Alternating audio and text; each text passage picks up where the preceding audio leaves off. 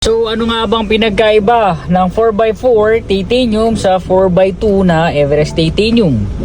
So unahin natin yung kanyang cruise control. No, sa 4x4 ang kanyang cruise control ay adaptive cruise control na.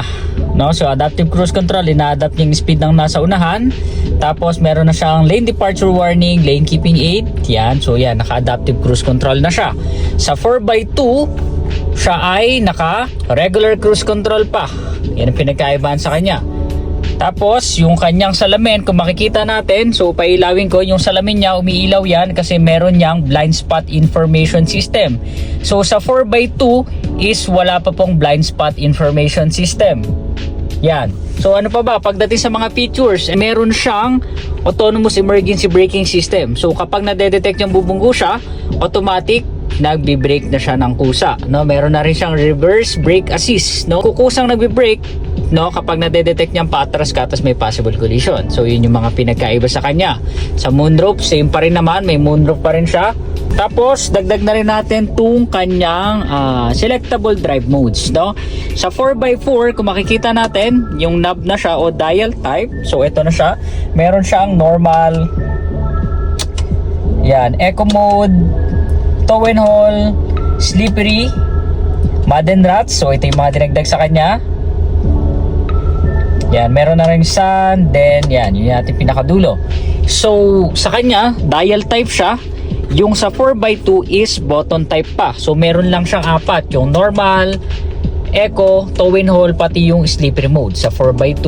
So dito mas marami na siyang selectable drive modes. Pagdating naman sa 360 camera, kung mapapansin natin, si 4x4 titanium is meron pa rin siyang 360 camera, no? So yan siya. Pagdating sa shifting knob, kung mapapansin nyo, meron siyang manual mode pa rin dito, no? Sa shifting, iba na yung itsura niya. Ito naka landscape, no? Yun naman yung naka naman siya. So yung parang naka-portrait naman or nakatayo naman yung sa 4x2. So yun yung mga pinagkaiba sa kanya. Dahil nga 4x2 at 4x4 yung pinagkukumpara natin, check naman natin yung kanyang engine, no? Sa engine, si 4x4 meron siyang 210 horsepower, then 500 Nm of torque. So dito naman tayo sa engine bay ng Everest titanium 4x4. So makikita natin sa kanya, no, naka-ano siya, naka bi-turbo siya. So bi-turbo, so pagdating sa transmission, we have 10-speed automatic. So for the maximum horsepower, meron tayong 210 horsepower, then 500 Nm of torque. So mas malaki siya. So sa mga dating Everest titanium 4x4, so meron pang emblem yan dito na bi-turbo. So kung makikita natin, nandito tayo sa tailgate sa likod, sa third row. Kung makikita natin, automatic pa yung kanyang mga third row seat, no? Unlike sa 4x2, so manually lift na siya. So dito automatic pa siya, may button siya dito.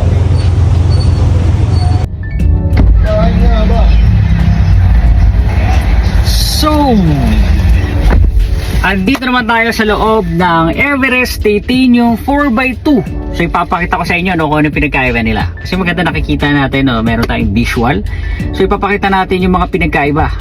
So, kung makikita natin, ito yung steering wheel ng 4x2. Yung makikita nyo, ibang-iba yung button na nandito sa kanya. Yung cruise control niya, so ito siya, ordinary cruise control pa lang, hindi siya adaptive. Ito yung 4x2.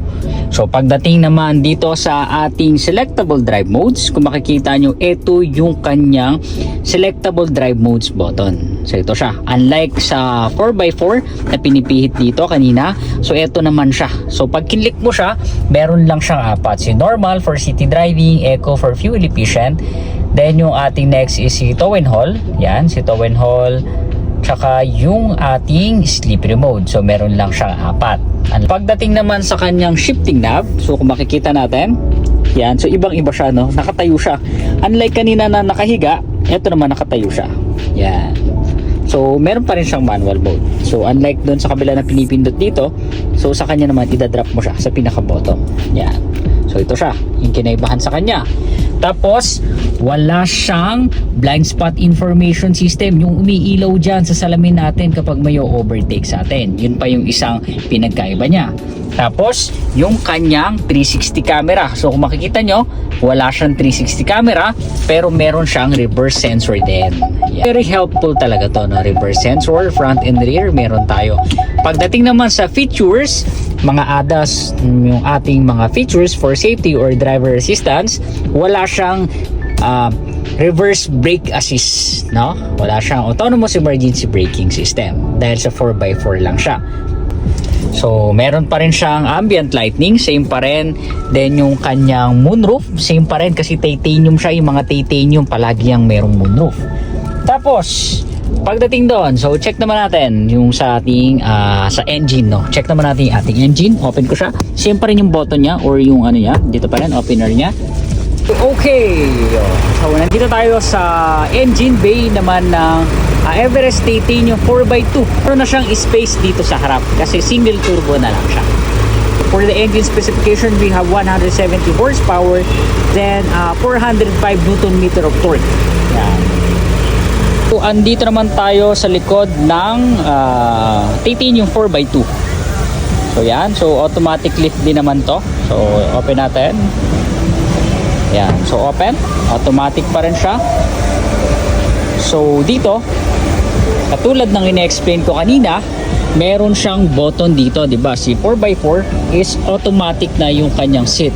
Pero dito sa 4x2 is kung mapapansin nyo is manually adjust pa to. So pull mo lang to manually. Pagdating sa tools, same na same pa rin. Yan. So yun lang yung mga pinagkaiba sa kanya. So kung ikaw yung nagbabalak bumili ng Everest Titanium 4x4 or Everest Titanium 4x2, is bagay na bagay sa yung video na to kasi dito pinapakita ko kung ano nga ba yung pinagkaiba ng dalawang unit, no? So yun lang mga 4D, no? Sana may natutunan kayo for today's video. Kapag may question kayo, comment down below lang. Sasagutin po natin isa-isa yan. Let's go! Don't forget to subscribe and like the hit button for more Ford tips.